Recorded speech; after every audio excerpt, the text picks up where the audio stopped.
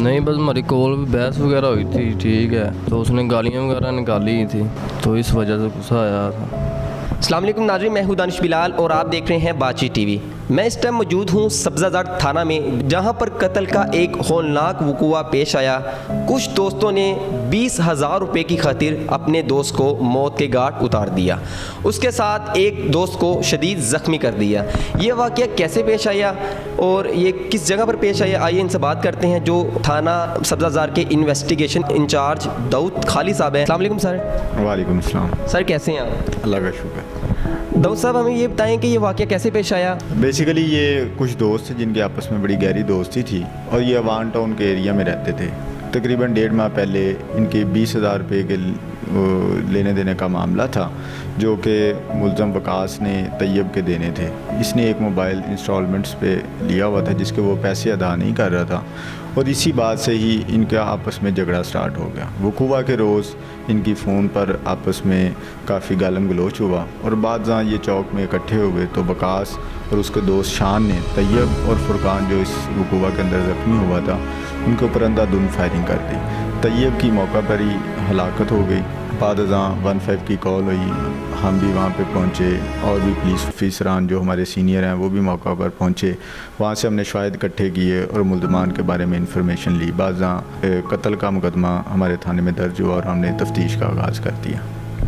Sir ये case ऐसे काफ़ी लाहौर बल्कि मुल्क पाकिस्तान में पेश आते रहते हैं, इसके पीछे क्या बैकग्राउंड है? आप क्या समझते हैं नौजवानों को आजकल क्या होता जा रहा है? बेसिकली आजकल के नौजवान जो हैं वो सोशल मीडिया और ये एक्शन मूवीज़ देख देख के इनके अंदर भी थोड़ी शिद्दत पसंदी आती जा रही है, और जो बच्चे जिनके वालिदैन उनके अपने बच्चों के ऊपर अच्छी तरह नज़र नहीं रखते कि उनकी एक्टिविटीज़ और उनका उठना बैठना, उनके दोस्त कैसे हैं, गली मोहल्ले में किन लोगों के साथ वो बैठ रहे हैं, अमूमन ये मसाइल वहाँ पे दरपेश आते हैं। अब 20,000 रुपये की तो कोई इतनी ज़्यादा अमाउंट नहीं है आजकल के ज़माने में, लेकिन फिर भी इन्होंने 20,000 रुपये की खातिर अपने ही दोस्त को इस बेदर्दी से कत्ल कर दिया कि कोई भी इंसान उसके बारे में सोच नहीं सकता।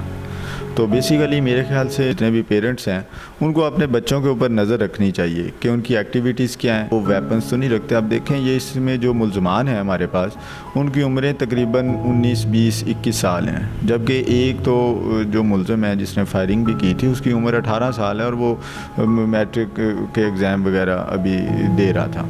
तो इतनी कम उम्री के अंदर इस शिद्दत पसंदी में जाना और वेपन्स के साथ खेलना, ये बड़ी ही हमारे माशरे के लिए एक अलमिया है कि इतनी कम उम्री में वो इस तरह का बड़ा कदम उठा लेते हैं जिससे लोगों की जान भी जाती है। दाऊद खालिद साहब हमें ये बताएं कि एक मुल्ज़िम ने गोली तो मार दी है, लेकिन उनके वालिदैन का इस समय क्या हाल होगा? और दूसरी बात हमें ये बताएं कि ऐसे वाक़यात के ऊपर कोई पुलिस एक्शन पहले से ही नहीं ले लेती? क्या इलाके में विज़िट करे, ऐसे मामलात को हल करे, ऐसा कोई इसके बारे में हमारी रहनुमाई कीजिए। ये जो मुल्ज़मान थे ये पहले भी हमारे पास इधर लड़ाई झगड़ा वगैरह में चलान हो चुके हैं, इनकी रेपुटेशन कोई अच्छी नहीं थी है। और रही बात मकतूल के वर्सा की, कि ऑब्वियसली वो उनके वालिदैन को तो बहुत ज़्यादा रंज होता है। जवान किसी भी शख्स की मौत हो जाना और फिर इस तरह मौत हो जाना और इतने कम पैसों के ऊपर हो जाना, ये तो पूरे हमारे माशरे के लिए अलमिया है। दाऊद खालिद साहब ये बताएं कि आजकल तो ये आम हो चुका है कि इसके ऊपर दफ़ा 302 लग जाए तो उसे भी कोई डर नहीं होता और उसके पीछे कुछ सपोर्ट है जिसकी वजह से वो बाहर आ जाता है। ऐसे काफ़ी केसेस हैं। हमें बताएं कि जो जस्टिस है वो तैयब को कैसे मिलेगा? अब बेसिकली किसी भी मुकदमे के अंदर मुल्ज़मान को जब भी सज़ा दिलवानी होती है तो उसके लिए एविडेंस जो शहादत है वो बड़ी अहम चीज़ होती है। जब भी आप किसी मुकदमे के अंदर एविडेंस कलेक्शन आपकी अच्छी हो, स्पेशली फोरेंसिक एविडेंस हो या फिज़िकल एविडेंस हो जिसको कोई भी कोर्ट ना जुटला सके, तो उन मुकदमात के अंदर मुल्ज़मान को हमेशा से सज़ा मिलती है। इस मुकदमे के अंदर भी हमारे पास बहुत अच्छी एविडेंस है और इंशाल्लाह इन मुल्ज़मान को सज़ाएँ मिलेंगी। जैसे कि खोल मिलते हैं, वेपन्स हमने बरामद किए हैं, जिस बाइक के ऊपर ये फ़रार हुए हैं वो हमने बरामद किए हैं। हमारे पास फुटेजेस हैं, इनके फ़ोन कॉल्स में आपस में राब्ते हैं और इनकी लोकेशंस हैं वकूआ के ऊपर। तो ये सारी चीज़ें इंशाल्लाह इनको सज़ा दिलाने के लिए मोर दैन इनफ हैं। और रही बात है उन चीज़ों की कि मुल्ज़मान छूट जाते हैं, तो इंशाल्लाह ऐसा नहीं होगा। अब पुलिस भी बड़ा अच्छा काम कर रही है, इंफॉर्मेशन टेक्नोलॉजी से भी हेल्प लेते हैं हम। पंजाब फोरेंसिक साइंस लेबॉर्ट्री है वो एविडेंस कलेक्शन में और उनको एनालिसिस के अंदर हमें काफ़ी हेल्प आउट करती है। अब मुल्ज़मान की जो स्पेशली हीनियस क्राइम है कत्ल वगैरह में, उसके अंदर तो कन्विक्शन रेट इम्प्रूव हो रहा है और इंशाल्लाह मज़ीद इम्प्रूव होगा उसमें। तो जी नाज़रीन, ये थे दाऊद खालिद जो कि थाना सब्ज़ाज़ार में बहुत ही एक्टिव हैं और इन्हें अरसा 10 साल से नौकरी कर रहे हैं और ऐसे काम के पीछे जब किसी को राइट दिलवाना हो तो ये उनकी सफ़े अवल में मौजूद होते हैं। नाज़रीन, ये जो मुल्जिमान थे 3 दोस्त, इन्होंने जब इसको कत्ल कर दिया तैयब को तो ये फ़रार हो गए। बड़ी चालाकी के साथ इन्होंने कसूर, मुल्तान, फैसलाबाद और मानसरा काफ़ी शहर पाकिस्तान के फ़रार हो गए। तो नाज़रीन, बड़ी चालाकी के साथ ये भागते रहे, लेकिन जो रेडिंग इंचार्ज हैं इस टीम के, जावेद ASI थाना सब्ज़ाज़ार के, इन्होंने किस महारत के साथ उन्हें पकड़ा, आइए उनसे बात करते हैं और पूछते हैं कि कैसे इन्होंने पकड़ा। अस्सलाम वालेकुम। वालेकुम सलाम। सर, हमें ये बताएं कि ये जो मुल्जिमान हैं, आपने इन्हें कैसे पकड़ा? ये तो बहुत ही चालाकी के साथ भाग गए थे, तो आपने अपनी टीम को कैसे वर्कआउट करवाया? बिस्मिल्लाहिर्रहमानिर्रहीम। जब ये वक़ूआ हुआ तो अफसरान की तरफ से हमारी एक टीम बन गई, उस टीम के साथ मैं भी था। तो फौरी तौर पर वक़ूए के बाद ये मोटरसाइकिलों पे यहाँ से भागे हैं और कसूर पहुँच गए। हमने जब रेड कसूर किया तो हमारे जाने से कुछ देर पहले ये कसूर से पाकपतन जा चुके थे। फिर हमने पाकपतन रेड किया है तो पाकपतन से भी ये मुल्तान और उधर से बाद में ये मनसेरे चले गए। और जब हमने मनसेरे रेड किया तो अल्लाह ताला ने हमें कामयाबी दी और वहाँ से हमने इन्हें गिरफ़्तार किया और गिरफ़्तार करके हम इधर लेके आए। ये जो मुल्ज़मान है ये काफ़ी हशाश, तेज़ और चालाक थे और इन्हें पकड़ने के लिए काफ़ी मेहनत करनी पड़ी, लेकिन जो हमारे इंचार्ज साहब हैं और अफसरान वाला हैं वो हमारे साथ राब्ते में रहे और जो चीज़ भी हम डिमांड करते रहे वो हमें मुहैया करते रहे। तो इस लिहाज से हम इन्हें पकड़ने में कामयाब हो गए। जवेद साहब, हमें ये बताएं कि ये जो मुल्जिमान थे, आपको कुछ ज़ाहिरी बात है ख़तरा होगा, आपने सेफ्टी मेजरमेंट क्या अपनाए थे जब आप इन्हें पकड़ने गए? वो हमारे पास जो असला है वो मौजूद था और बुलेट प्रूफ जैकेटें भी मौजूद थी और हमारी तैयारी जो है वो मुकम्मल है। और अल्लाह ताला जब मदद करता है तो घबराना नहीं चाहिए, होता तो वही है जो मंजूर खुदा होता है। तो जी नाज़रीन, ये थे जावेद इकबाल जो कि थाना सब्ज़ाज़ार में ASI तैनात हैं। आइए जो दाऊद साहब हैं इनसे आखिरी पैगाम पूछते हैं कि इनका आगे लाएअमल क्या होगा और क्या ये केसेस मुल्क पाकिस्तान में ख़त्म हो सकते हैं कि नहीं। जी दाऊद साहब, हमें ये बताएं कि अगला लाएअमल क्या होगा आपका इनके बारे में? अभी ये मुल्ज़मान हमारे पास रिमांड में है, अभी हम इनसे बरामदगी वगैरह करेंगे, उसके बाद इनको जेल में भिजवा देंगे, चालान जमा होगा और फिर इनके केस का फ़ैसला होगा, कोर्ट इनका ट्रायल करेगी। दाऊद साहब, हमें बस आखिरी पैगाम ये दे दें, क्या मुल्क पाकिस्तान में ऐसे केसेस की तादाद ख़त्म तो नहीं हो सकती, लेकिन हम ये कह सकते हैं कि बिल्कुल रेशो इनकी कम हो जाए, ये कैसे मुमकिन है? क्राइम तो कभी भी नहीं ख़त्म हो सकता पूरी दुनिया में। जैसे जैसे आप देखें पॉपुलेशन इंक्रीज़ हो रही है उसी तरह क्राइम का रेशो भी इंक्रीज़ होता जा रहा है। तो असल में हमें कोशिश तो ये करनी चाहिए, वक्त की ज़रूरत ये है कि हम अपने बच्चों को उनका ख्याल रखें, उनकी तरबियत अच्छी करें, उन्हें पढ़ने लिखने, स्पोर्ट्स एक्टिविटीज़, इस तरह की एक्टिविटीज़ में रखें ताकि वो गलत रास्ते के ऊपर ना जाएं।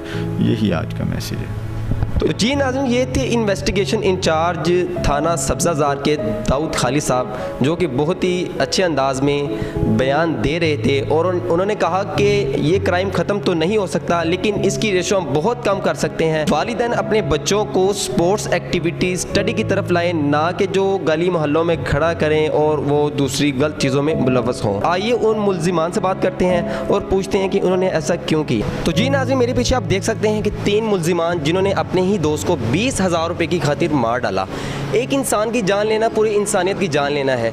ये वक़ूआ क्यों पेश आया, उन्होंने क्यों ऐसा किया, आइए इनसे ही जानते हैं। तो जी नाज़रीन, ये भाई में जो मेरे पीछे खड़े हैं इनका नाम वकास है जिन्होंने अपने दोस्त को मारा। आइए इनसे बात करते हैं कि ये वक़ूआ कैसे इनके साथ पेश आया। अस्सलाम वालेकुम। वकास भाई, आपने ये वक़ूआ क्यों किया? उस टाइम आपका ज़हन क्या काम नहीं कर रहा था, क्या वजह थी? नहीं, बस हमारी कॉल बहस वगैरह हुई थी, ठीक है, तो उसने गालियाँ वगैरह निकाली थी तो इस वजह से गुस्सा आया। तो एक आपको ज़हन में नहीं आया कि इसके बाद क्या भुगतना पड़ेगा मुझे, थाना कचहरी सारा कुछ, तो अगर वहाँ पर आप सब्र कर लेते तो क्या ये बेहतर नहीं था? हाँ जी, बिल्कुल सही कह रहे हैं आप। आगे आपका क्या ज़हन है? आगे यही ज़हन है, अल्लाह से माफ़ी मांग रहा हूँ, तौबा कर रहा हूँ, ठीक है, जो गलती हो गई है बस उसकी माफ़ी मांग रहा हूँ अल्लाह। तो जी नाज़रीन, ये थे वकास, इनके जो और दोस्त हैं इनके साथ, आइए उनसे बात करते हैं। तो जी नाज़रीन, वकास के साथ जो दोस्त थे जिन्होंने अपने दोस्त तैयब को शूट किया, तैयब को मार डाला, ये मेरे पीछे खड़े हैं शान। आइए, छोटी सी उम्र है, तकरीबन मेरे ख्याल से 18 साल उम्र होगी आपकी, 18 साल उम्र है, और इस उम्र में ये ऐसी हरकतें करने लग गए हैं और एक शख्स को मार डाला। आइए इनसे बात करते हैं। अस्सलाम वालेकुम, कैसे हो? ठीक है। यार आपकी नौजवान आप हो, माशाल्लाह खूबसूरत भी हो, ऐसा क्यों किया? मैंने तो मारने मतलब कि प्लान तो है नहीं था कि हम मारने जाए, अचानक फायर हुए हैं, वो लग गए उसे। क्या पढ़ते हैं आप? जी कौन सी क्लास में? 9th क्लास में आप? जी कितने मार्क्स लिए थे आपने 9th में कि पेपर ही नहीं दिए इस टाइम? पेपर नहीं दिए। तो 20,000 रुपये की खातिर सर? मेरा रोला नहीं था, भाई का रोला था विकास का। अच्छा, मैं तो बस इसका दोस्त था इसलिए। तो क्या आपने मोबाइल वगैरह कोई लिए थे उससे या दिए थे? जी हाँ। नाज़रीन, के जो तीसरे दोस्त हैं उनसे बात करते हैं और उनसे भी पूछते हैं कुछ। जी नाज़रीन, के जो तीसरे दोस्त जो इनके साथ थे उसका नाम है कासिम। इनकी उम्र भी तकरीबन 22-23 साल लग रही है। इनसे बात करते हैं और पूछते हैं कि ऐसा क्यों किया। अस्सलाम वालेकुम। वालेकुम अस्सलाम। सर, ये वाक़या आपने क्यों किया? आपकी उम्र नौजवान है माशाल्लाह, आप तरक्की की तरफ जाते, आप किस तरफ आ गए हैं?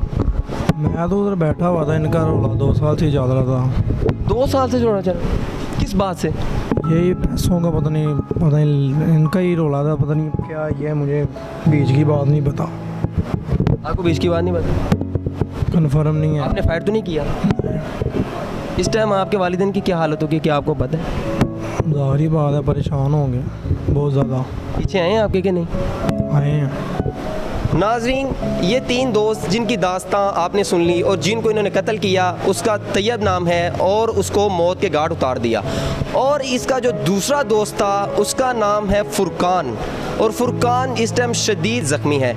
इन्वेस्टिगेशन इंचार्ज थाना सब्ज़ा ज़ार दाऊद खालिद साहब है, वो इनका जो वक़ूआ है उसको हैंडल कर रहे हैं। और यहाँ के जो ASI हैं जवेद इकबाल साहब, उन्होंने इनको मानसरा, जब वक़ूआ पेश आया तो ये पहले कसूर पहुँचे, कसूर से भागे तो उसके बाद ये मुल्तान से फैसलाबाद और उसके साथ साथ ये मानसरे पहुँचे। इनकी टीम और इनके ऑफिसरान ने अपनी हिकमत अमली और अक्लमंदी के साथ इनका पीछा किया और अपनी टीम के साथ इनको गिरफ्तार किया। ऐसे वक़ूए से बचना चाहिए जो कि अपने बल्कि दूसरे लोगों को भी नुकसान पहुँचाए। इसी के साथ अपने मेज़बान दानिश को इजाज़त दीजिए। अल्लाह निगहबान, पाकिस्तान जिंदाबाद।